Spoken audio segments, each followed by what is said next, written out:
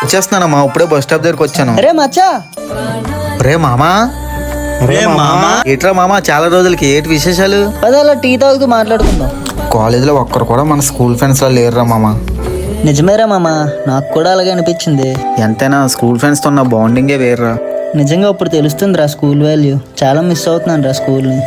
అవును, నీకు గుర్తుంది మచ్చా, మార్నింగ్ బ్రేక్ తర్వాత అందరూ స్విమ్మింగ్కి వెళ్ళి టీచర్కి దొరికిపోతే మనకి టీసీలు ఇచ్చేస్తాను అన్నారు కదా మచ్చా, అవన్నీ స్వీట్ మెమరీస్ మచ్చా. రే మచ్చా, ఆ సిచ్యువేషన్ లో శంకర్ గడ్ ఏం చేశాడు నీకు గుర్తుందా మచ్చా? గుర్తుంది మచ్చా. టీచర్ మీ కాల్ పట్టుకుంటారు, టీచర్ ప్లీజ్ టీచర్ అని బతిమలాడాడు కదా.